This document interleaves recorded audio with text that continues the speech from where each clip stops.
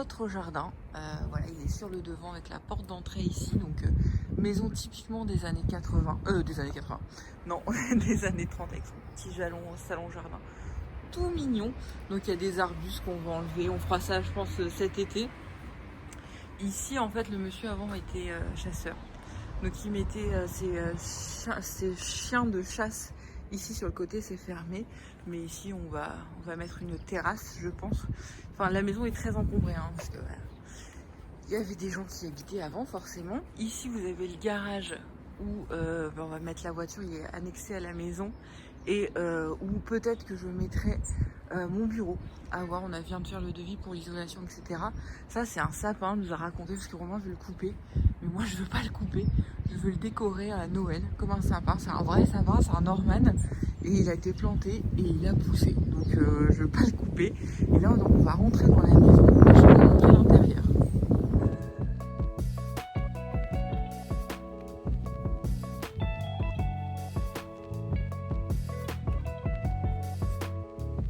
Vieille porte. Moi je la trouve très jolie, mais on peut vraiment pas la garder. Là on rentre. Vous avez les toilettes. Je vous montre tout. On va changer aussi, on va enlever le papier peint. On va mettre des toilettes suspendues. La tomate, par contre, je la garde. Elle est juste magnifique. Et ici, vous avez l'entrée qui fait 8 mètres carrés, je crois, avec le papier peint des bocs. Et là, c'est l'escalier pour aller à l'étage. Il n'y a qu'un étage. Et ici, en fait, vous avez accès à la salle à manger et au salon.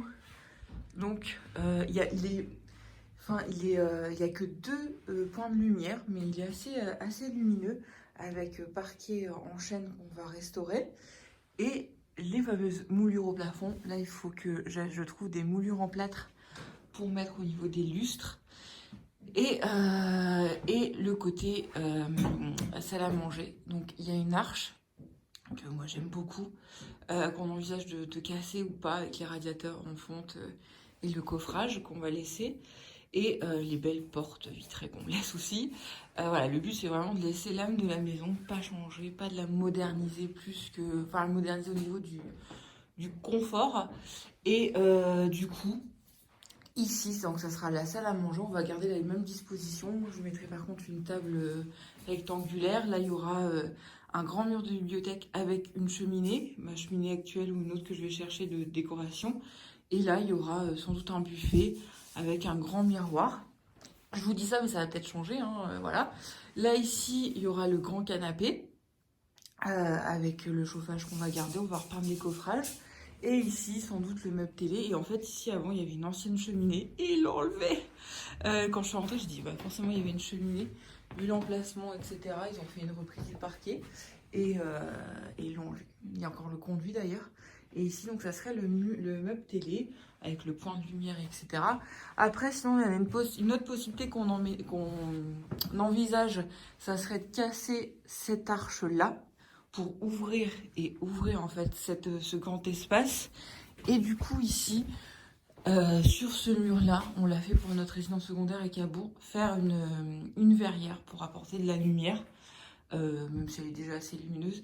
Mais vu que dans le BTP, casser des murs, ça coûte très cher, on va voir, on va budgéter tout ça parce qu'on a plein de choses à faire. Donc vous voyez, tomates, parquet. On va voir peut-être pour repeindre ce petit tronçon là parce que ça fait pas beau.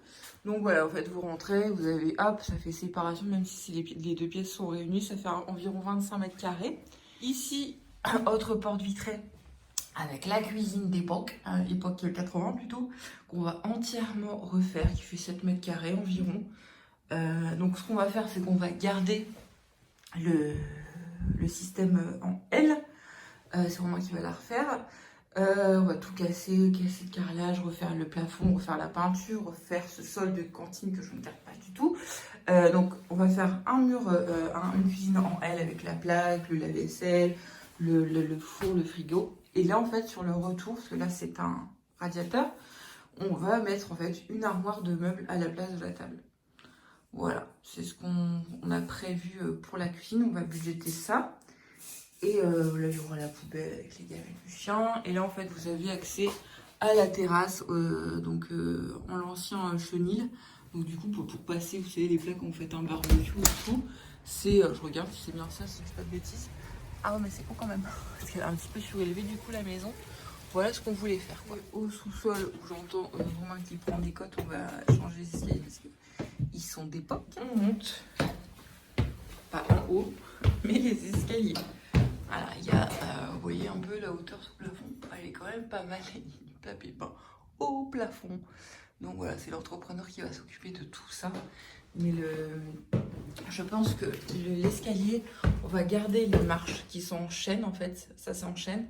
C'est le parqueteur qui nous a dit ça. Et les contre-marches sont en pain. Et vu qu'on va vitrifier et bronzer le parquet, on va sans doute devoir repeindre l'escalier.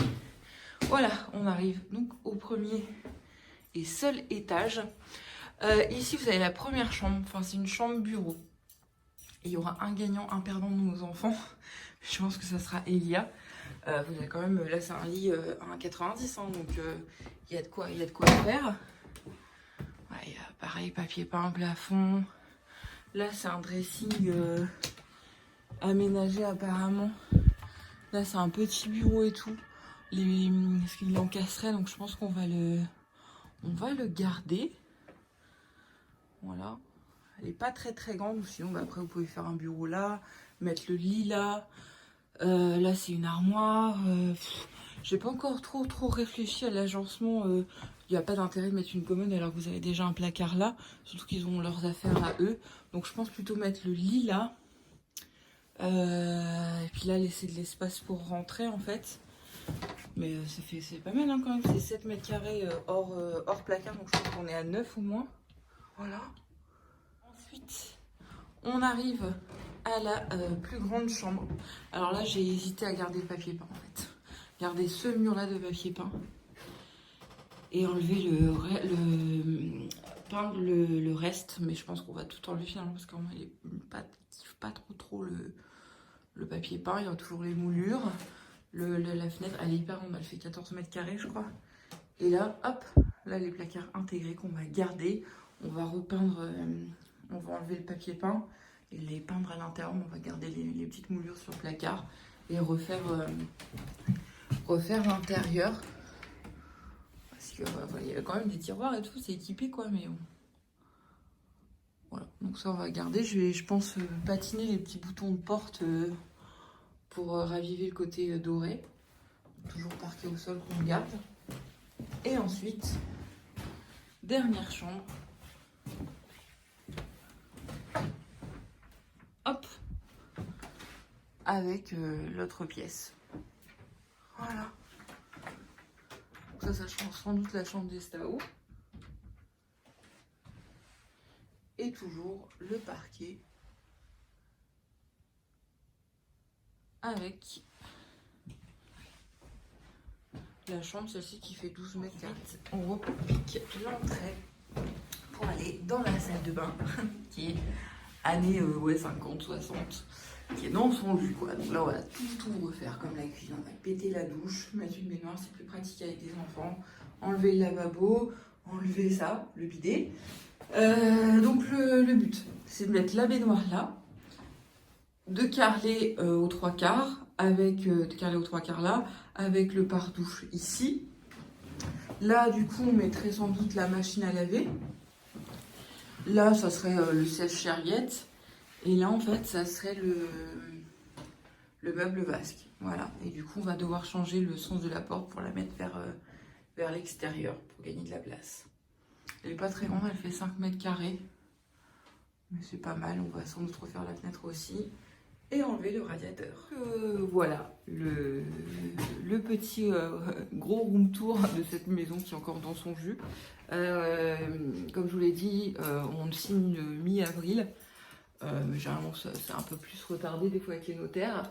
Et après, on attaque les travaux pour un emménagement. On a compté un mois et demi de travaux entre les travaux et l'emménagement, ce qui n'est pas énorme, vu l'ampleur des tâches, pour un emménagement fin mai. Voilà, donc on a du boulot, mais comme je l'ai dit, j'ai prévu un long vlog sur ces 3 mois, sur les démarches, pendant les travaux, avant les travaux, pendant les travaux, après les travaux. Et pour nous, qu'on garde des souvenirs, etc. Je l'avais pas fait pour notre premier achat.